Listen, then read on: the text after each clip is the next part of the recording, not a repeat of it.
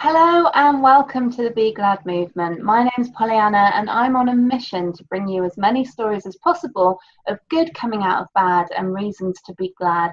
And today I am joined by Cathlene. Say hello, Cathlene. Hello, how is everybody today? Good, good.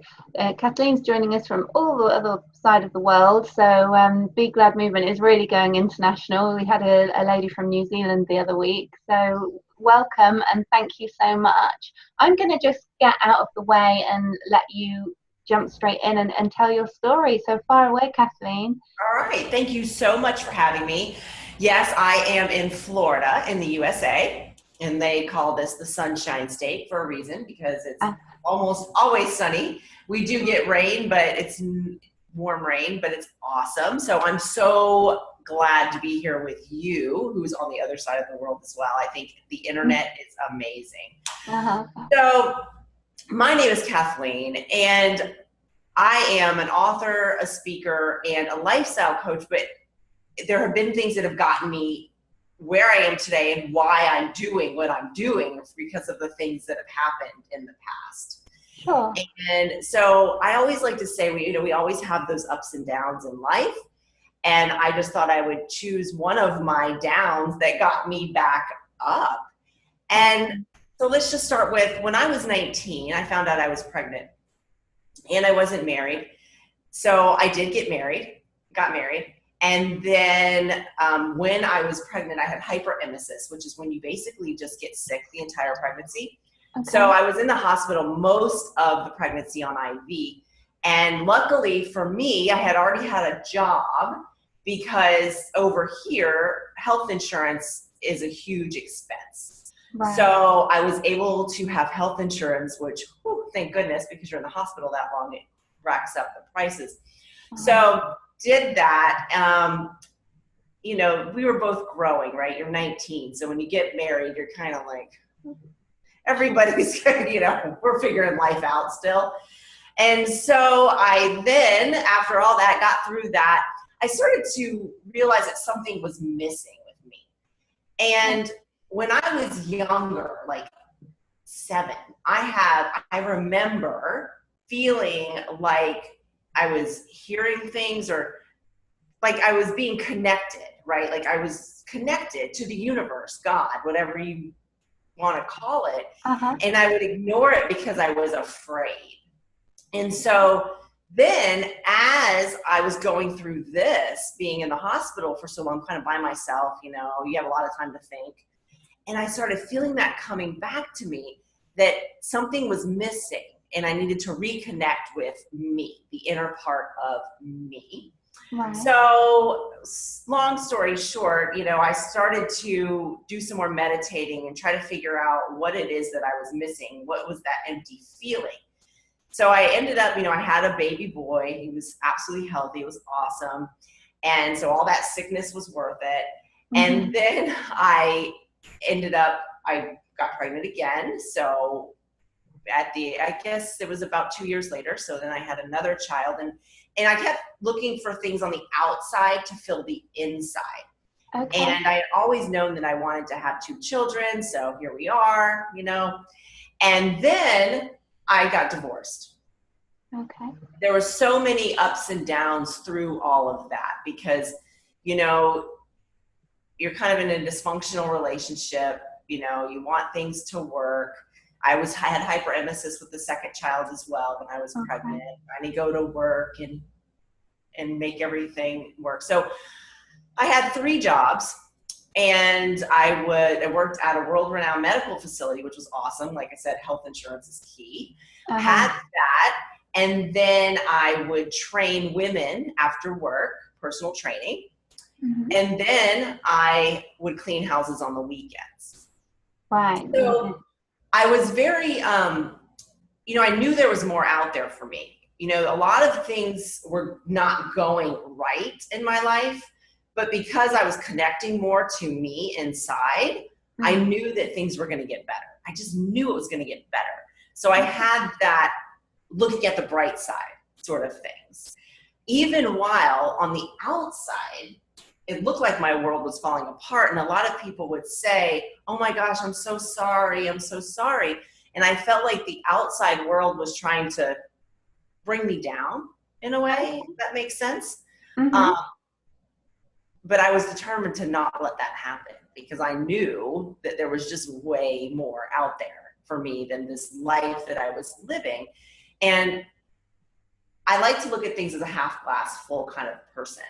Sure. And I always have, like, I've read some of your story, you too. And I would always think of, okay, I have healthy children. I may only have $5 at the end of every week after paying all my bills, but I'm doing it. I'm doing this myself. And so that was really exciting to me. Then when I was working with my clients after work with their fitness, I started to realize that I was working on the inside of me, and I was having success on the outside, because I guess I need to add in that each time I got pregnant, even though I was very ill and getting sick, get on IVs, the last month of each pregnancy, about the last month and a half, I gained about 60 pounds. So I know that sounds crazy. It can happen. My body just packed it on. Wow. So I'm telling you this because I had a lot of weight to lose after that as well. That didn't really go well with my self-image that I had of myself. So there was a lot of inner work going on. And when I was working with my clients, I started thinking, you know, I need to work on their insides as well as their outsides. Yeah.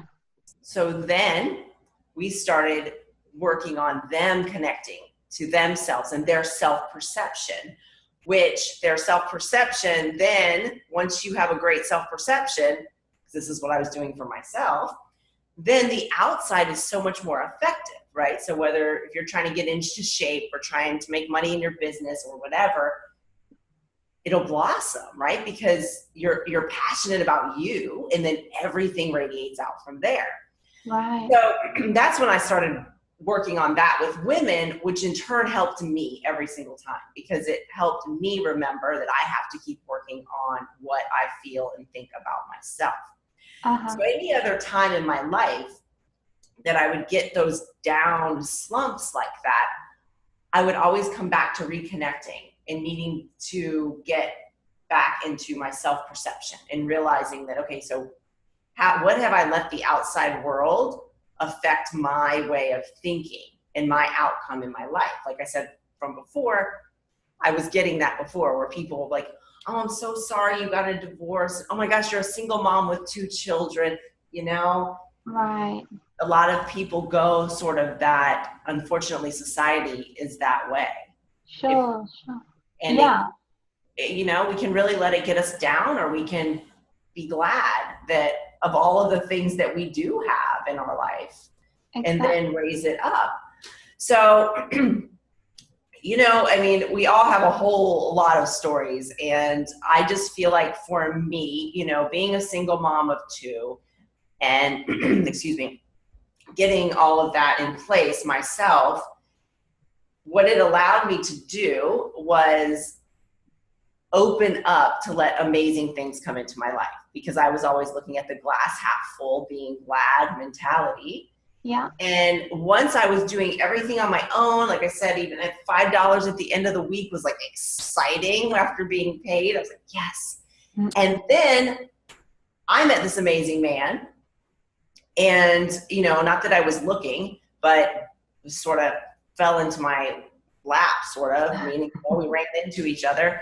And it was actually at a time that my grandmother was very ill, whom I was very close with. And she ended up with brain cancer and passed away.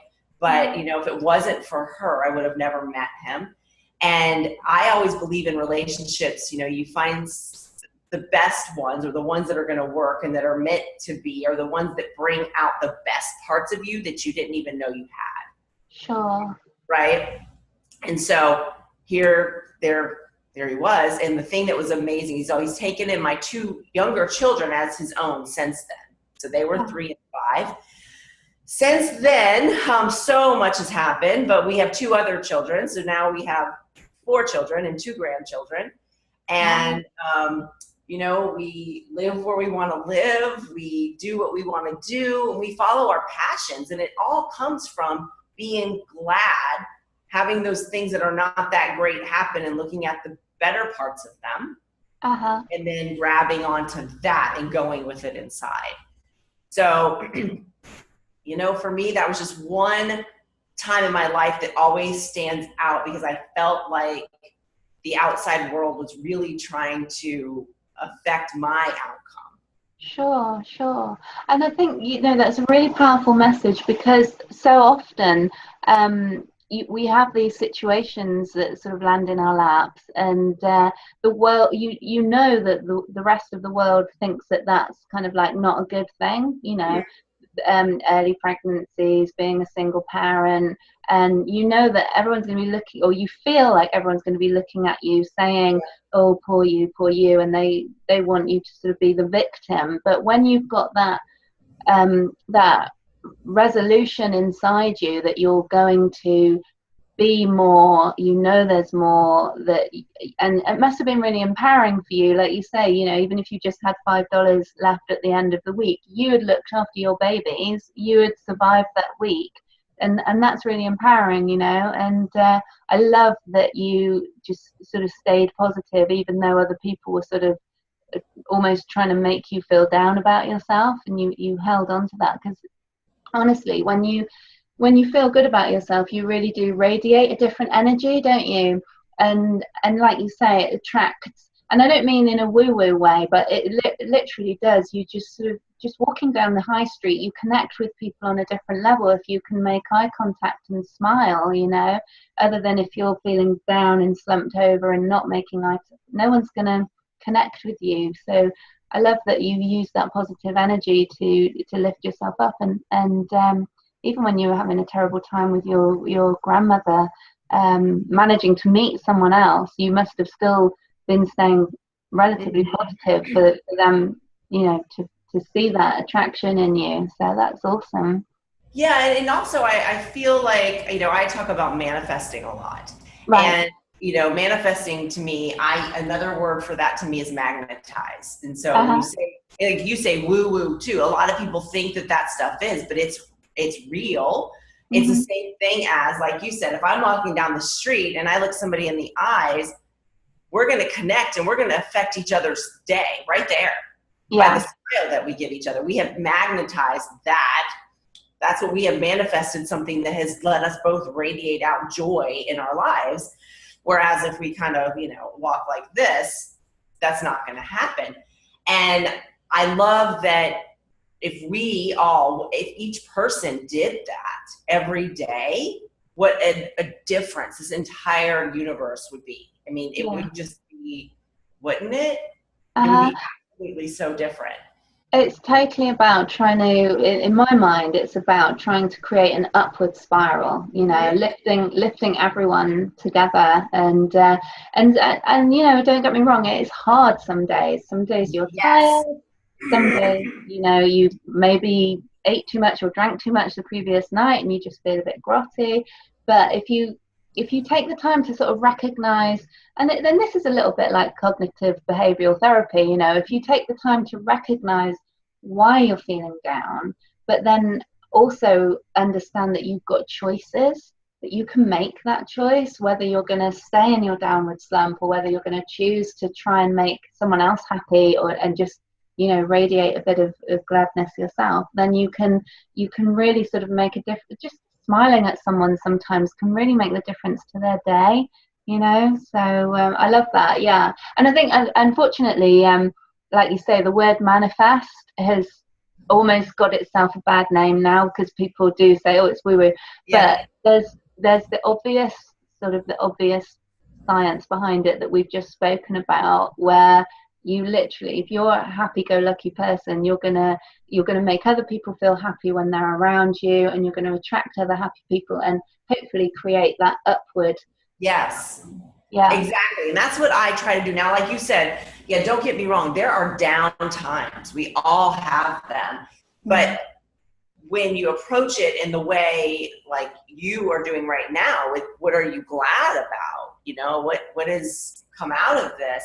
And you know what your tools are that you can get out of that funk, is what I call it, you know, then you can make those choices then. Okay, am I going to sit here and I could be here all day, you know, stewing about this, or I could just like, it's done and let's move it up. And then also learn our lessons from them. And that's where I really feel, for me, made a big difference, because like I said, take a step back. Let's make our decision. And what lesson did I learn from this? Like, do I want to repeat this? And so when that situation comes up again in my life, and it starts to feel familiar, and I think, okay, it didn't really go how I really wanted it to go last time, so why don't I just change it this time?